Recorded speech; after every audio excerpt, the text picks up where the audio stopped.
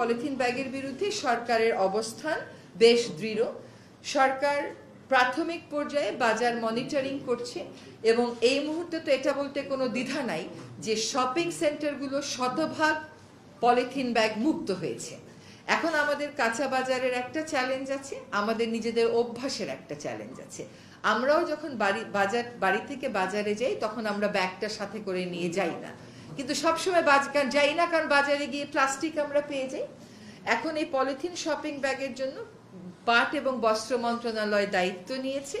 তারা ঢাকা এবং চট্টগ্রামকে প্রাথমিকভাবে টার্গেট করে পাটের ব্যাগ উৎপাদন করবে। এতে আমাদের পাটকলগুলোও চালু হবে, একই সাথে ক্রেতারাও সুলভ মূল্যে পাটের পণ্য পাবেন। এতে অভ্যাসে কিছু পরিবর্তন আনা সম্ভব হবে বলে আমরা বিশ্বাস করি। আমরা 2টি একবার ব্যবহারযোগ্য প্লাস্টিক নিষিদ্ধ করেছি, একটা হচ্ছে কটন বার, একটা হচ্ছে স্ট্র। এইটার অভিযানেও আমরা জুলাই মাস থেকে নামবো। আর 17টা যেটা নিষিদ্ধ না, গ্র্যাজুয়ালি ফেজ আউট করার একটা পরিকল্পনা আছে। এটার জন্য আমরা উৎপাদনকারীর সম্প্রসারিত দায়িত্ব বা এক্সটেন্ডেড প্রডিউসার রেসপন্সিবিলিটি, এটার খসড়া চূড়ান্ত করে ফেলেছি। এখন উৎপাদনকারীর সাথে কথা বলে কেবল সময় বসিয়ে দেব যে কোন জিনিসটা কবে থেকে আমরা আমাদের মার্কেট থেকে ফেজ আউট করব। আপনারা বিভিন্ন গণমাধ্যমে ইতিমধ্যে রিপোর্ট করেছেন যে সেন্ট মার্টিন দ্বীপের প্রাকৃতিক পরিবেশ ফিরে আসা শুরু হয়েছে।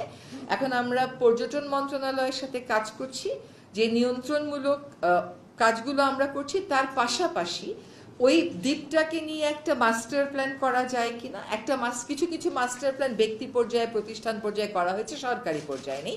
সরকারি পর্যায়ে কিন্তু সেন্ট মার্টিনের জন্য নীতিমালা করা আছে, যেগুলো গেজেট নোটিফাইড।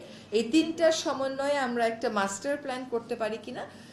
এইটার পাশাপাশি আমরা জলবায়ু পরিবর্তন ট্রাস্ট ফান্ড থেকে একটা প্রকল্প অনুমোদন করা হয়েছে, যেখানে অল্টারনেটিভ লাইভলিহুড দেয়া হবে সেন্ট মার্টিনের মানুষদেরকে।